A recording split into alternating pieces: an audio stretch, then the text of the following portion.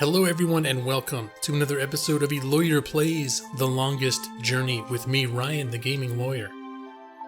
If you recall, we finally got over, I think we finally through the worst of the big puzzle section we were stuck in, or many of the last several episodes. And last episode, I think we did we still have to I think we still had to look very briefly leading into last episode.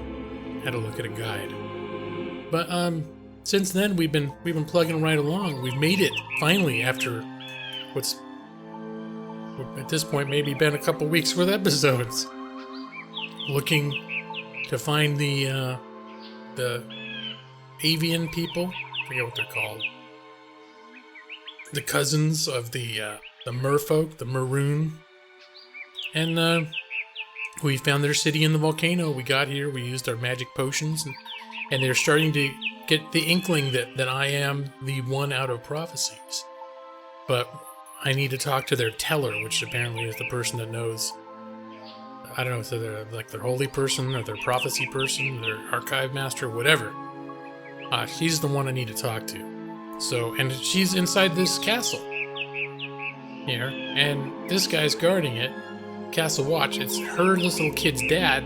She said that he makes sure that only nice people can go in. And she said, I asked, do you think that'll let me go in? She said, well, if you're nice. So I guess just the fact that I'm being friendly, I don't know. We're going to see. That was the next objective, talk to her. But I decided to get in good. She's looking for a mate. I'm going to hook her up with the guy that was guarding the front gate. But, so I'm going to talk to him, but first, I'm going to talk to the guy down by the gate, because she'd be interested if the guy was, So there's sort of gossip going on here, guys. The who he said, she said, and he likes her, and who likes who, and all that stuff. But let's talk to this guy first to establish the necessity to do all this stuff. I have a feeling that's what's going to do. You have to prove yourself, friend to our people, but... Oh. Who would visit the teller? April, the Windbringer. I'm not going to start with I'm the Windbringer. My name's April. And what would you with the teller, human? I'm not sure, but I need to speak with somebody in charge. The teller is our teacher and our mother. Mm-hmm. But she will not speak with foreigners who walk into our city. And how, pray tell, did you get here? I flew. The road is closed and guarded. It's got to be my female charm. I flew, because it will not work on me, human. Please, leave our village and return to your ship. I have no ship. I have no ship. Halt! Who would visit the teller? I'm the Windbringer. I'm the Windbringer. The Windbringer? You are not the Windbringer. Are you? Is this enough for him to seriously consider? How else consider? would I have been able to get up here? I am the Windbringer. If so, you must prove that you are of the elation. There are 4 tales from the 4 corners of the world that you must know by heart. What? They are the tale of winds, the tale of stars, the tale of sea, and the tale of homecoming. Winds? I will ask you one question from each tale, stars, and you must answer each correctly, or you cannot be the Windbringer. Are you ready? Need time to prepare. No, give me some time to prepare. Then return when you are ready, and I will test your knowledge of the 4 tales. The girl knows all about the tales. Okay. Because she's the reason she's not at school, because she learned all about the tales. Alright, so get back to her. Just don't want to lose track. First, we were going to talk to the guy at the bottom of the path and see if maybe we're going to be very subtle and ask if he's maybe into that lady who makes the pot. But she's like, stay away, I'm finishing my pot. Okay. That's what she said last episode. It struck me as funny. Pot. As a container and as something you smoke. The dual meaning. It's a homonym. Okay. Do you know one of the 4? Oh, I guess I'll start. Do you know one of the 4 tales of winds, stars, sea, and homecoming? Mine is the tale of winds, Windbringer. Wind, yes. Do you wish to hear it? Have to Very write the whole much. thing down? Then I shall tell it. This is the tale of winds, my tale, and I pledge to tell it in my own words, as told in turn by my teacher. In the village of Interesting. Karan, in the mountains of tall winds, there lived a young Elatian woman named Iwana. Iwana had one desire above all others, to soar higher and farther than anyone else. And even though her wings were no broader, nor her body sleeker than anyone else's, she pursued this foolish desire without rest. And as time passed, she did soar higher, and she did fly farther than the other young Elation in her village, and her name became known far and wide amongst the tribes of the mountains of tall winds. But still, Iwana was not happy. She was not happy because, in her vanity, even though she was a better flyer than almost everyone else, and to her eyes, she was still not good enough. Low She self-esteem. wanted to be so much better than anyone else that she would be remembered for all time as the best flyer amongst all the Elation. And so one day, Iwana decided to climb to the top of Mount Bakta'ana, the Tower of Light, and to soar from those giddy heights to the ends of the world. Her friends and her family pleaded with her not to, because every Elation knew that to soar from such heights was dangerous, that at such heights the air was thin and the winds treacherous.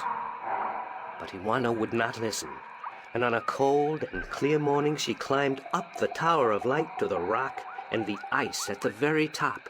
From there she could see to the ends of the world. And it brought tears to her eyes to know that now, finally, she would be greater and better than any Elation before her. And so Iwana spread her wings and leaped off the mountain. Those who watched her from far below said that for a split moment Iwana soared, and she soared higher and farther than any Elation before or since. But then the treacherous winds caught a hold of her, and the thin air made her plummet towards the ground and to fall to her death amongst the rocks at the base of the mountain. Vanity. In her vanity, Iwana could not see beyond her desire to be the very best. And vanity always stands to fall. That was the tale of winds, my tale, and I told it in my own words, as told to me in turn by my teacher. Wow, that was quite a tale. Okay, I took very, very, very, very sporadic notes. It's like, I feel like I'm back in school. It's like, how much is this going to be on the test? Do I have to remember, like, the name of the mountain? I didn't do that. I just made sure I was familiar with the general story, which is what's really important. But depending on what kind of quizzer this guard guy is, if he's like, what year did this happen? What was the name of the second cousin of whatever? What was his middle name? It's like, dude. Anyways. Alright, now we're going to play matchmaking. So, Isam, that's your name, isn't it? Yes, Isam of Tamar. A good-looking guy like you must get a lot of attention from the girls, right? Are you asking me for courtship? Me? No. Wings don't do anything for me. No, I was just thinking, Don't say that maybe either. you had your eye out for somebody special? I'm without a mate. The women of Tamar are cold and unfriendly, and whenever I try to talk to one of them, she ignores me. What? Even Nima? Nima? No, she's too pretty for me.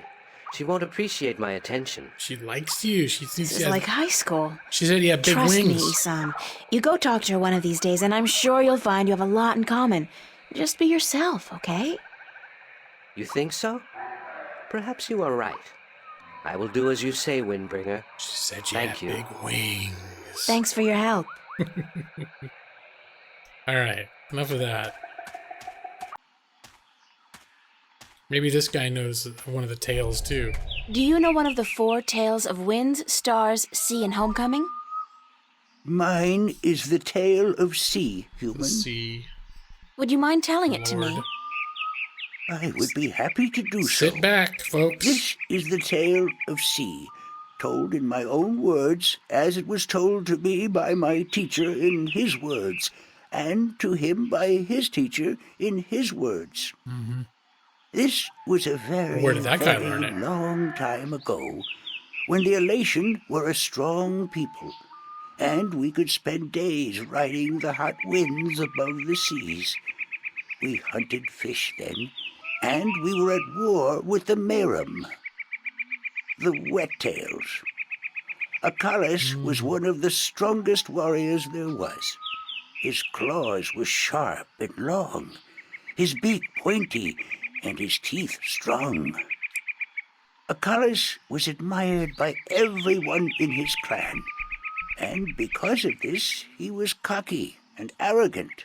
Oh, more arrogance. So one day, the teller of Achilles' city asked him to perform a very important and very special duty, to bring a sacred jewel to the teller of an Elation town across the sea.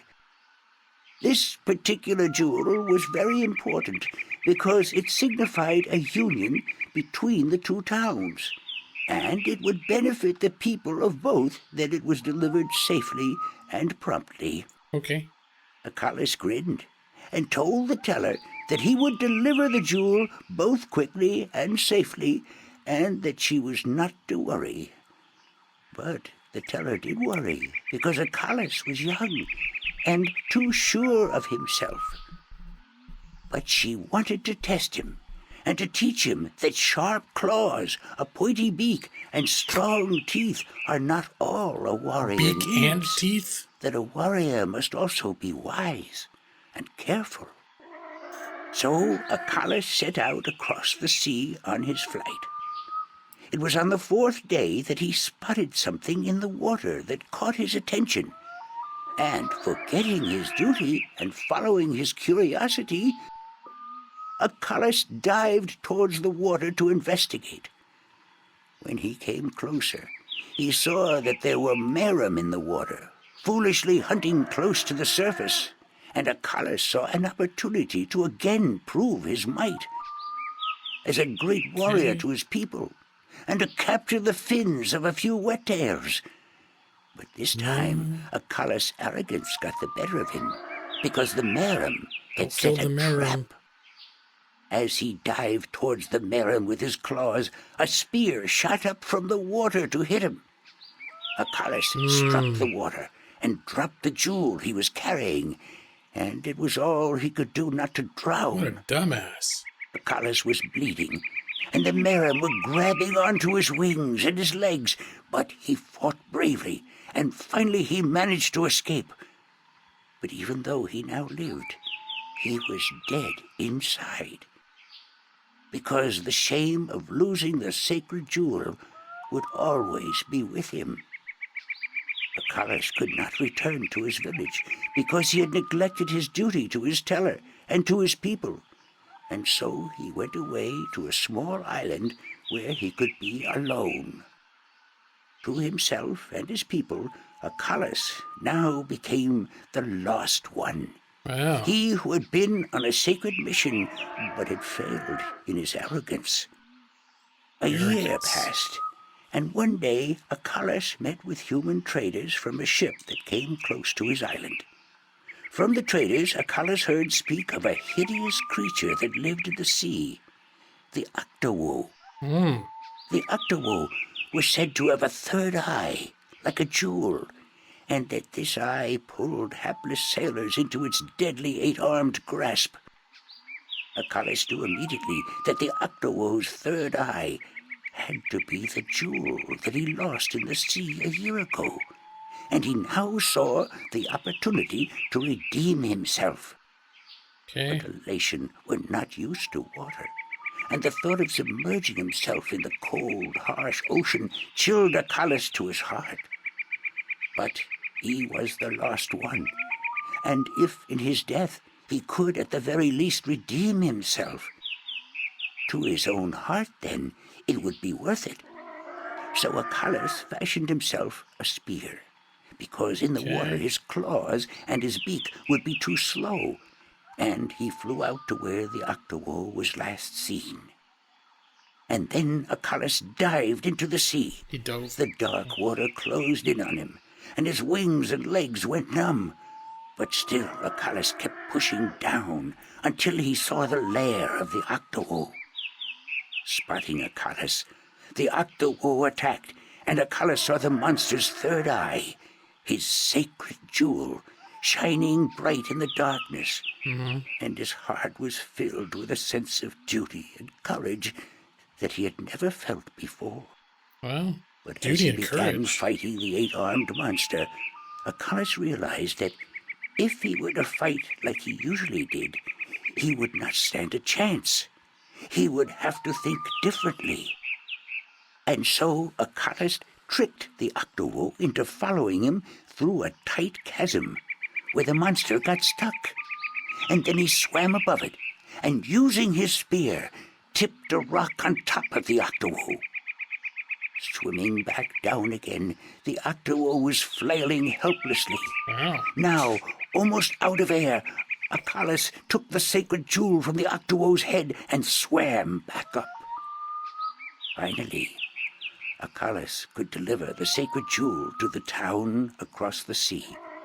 And Nice. upon returning to his village, he went to the teller, bowed his head, and said, "Forgive me, teller, for in my arrogance I thought I could do everything. But I could not, and I became the lost one because of it."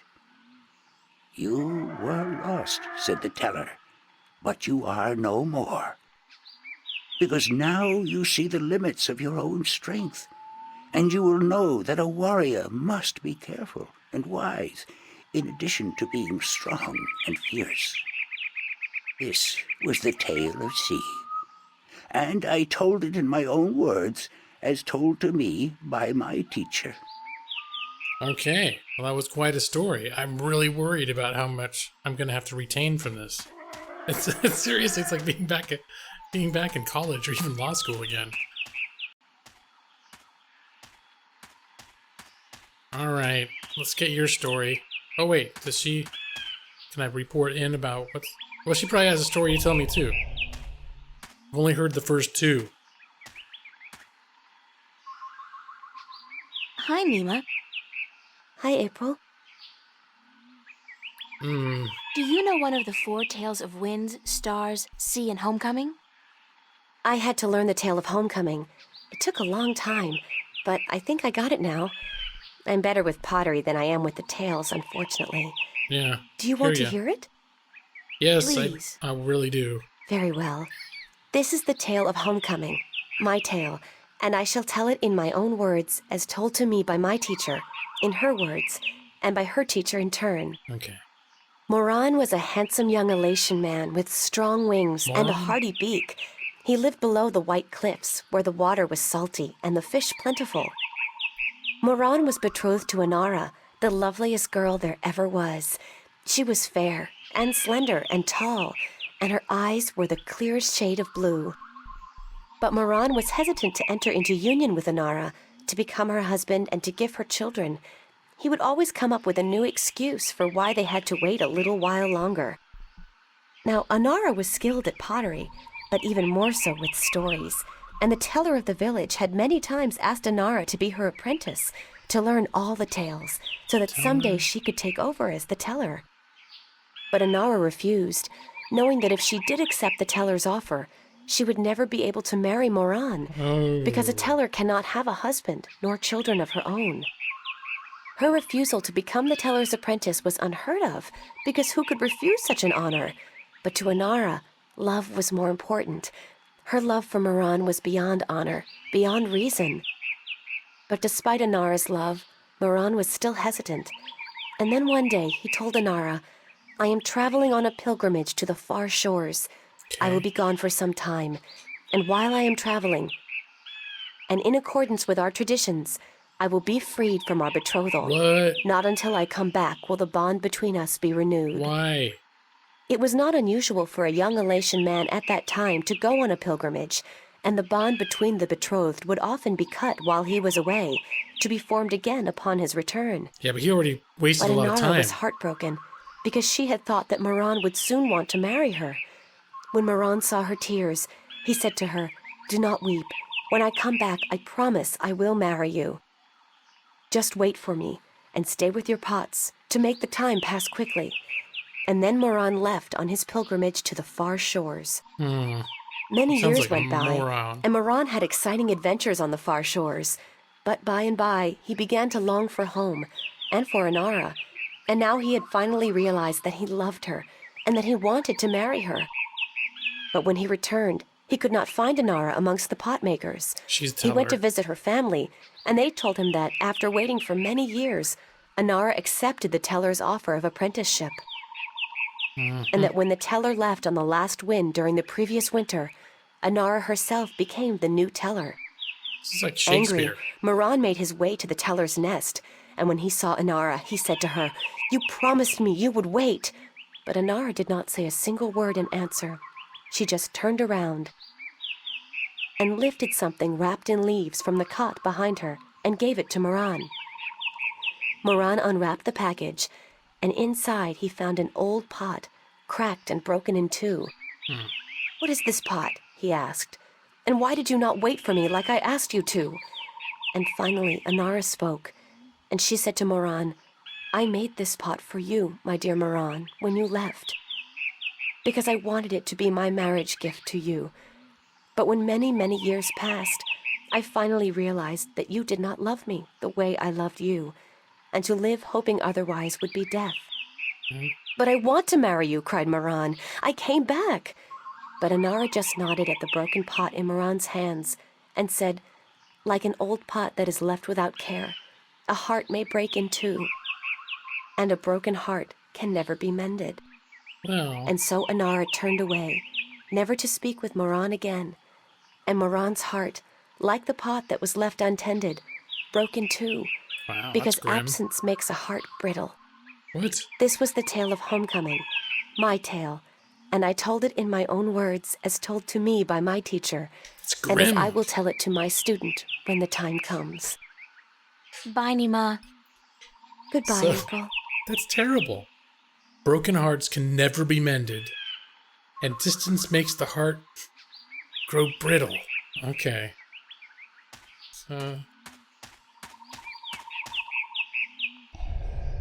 Alright, she gotta know one. Hi, This is gonna be a Saina. story episode. Hi, April. All story, all episode.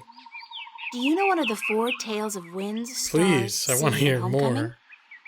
Yes, my mommy taught me the tale of the stars. Stars. It's a really pretty story. Do you want me to tell it? Yeah, Please, Saina, I would like that very I'd love much. to hear it. Okay. This is my tale, the tale of stars, and I tell it to you in my own words, as it was told to me by my teacher in her words.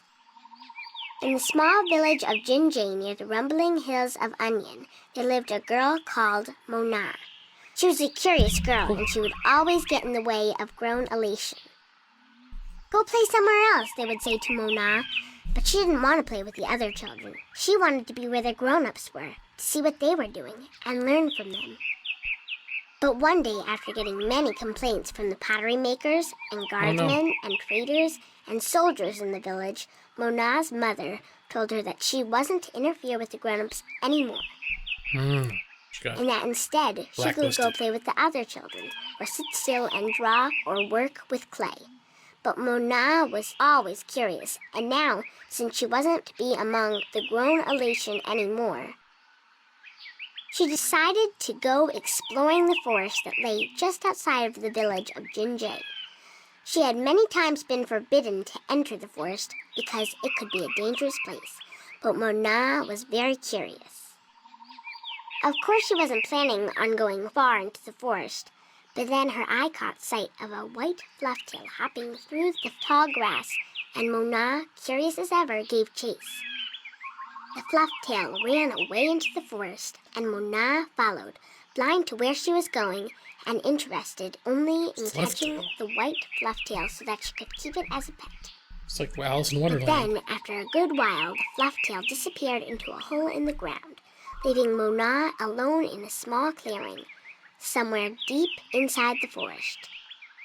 She was exhausted after running after the fluff tail for so long, and as she looked around the clearing at the unfamiliar trees and flowers, she realized that she hadn't been paying attention to where she was going.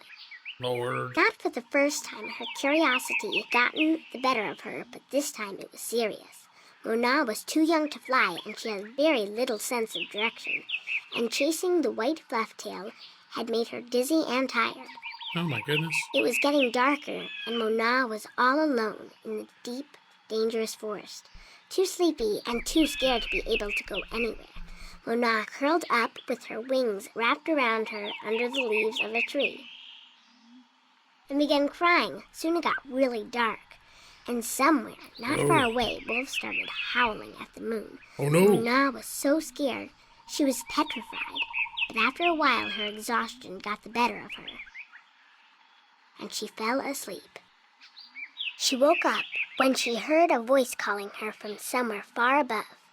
Looking up at the starry sky, Mona saw a vision of the spirits of 5 tellers gazing down at her.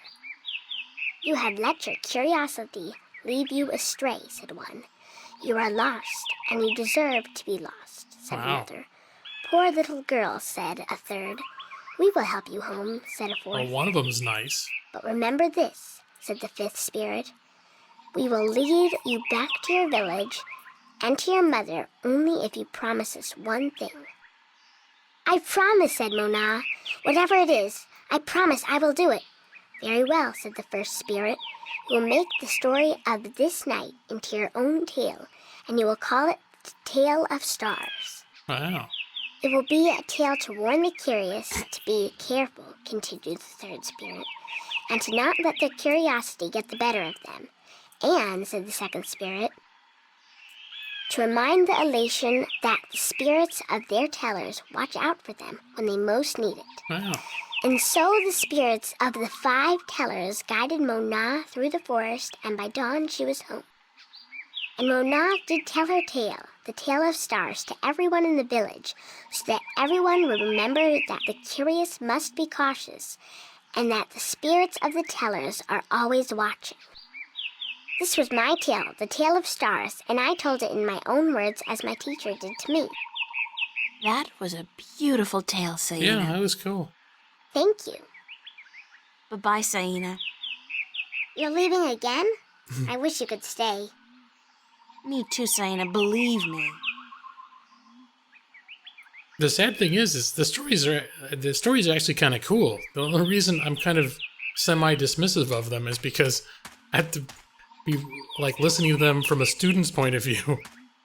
Let's see. We may run overtime in this episode, but I want to answer his questions while it's still fresh in my mind. I don't want to wait till next episode.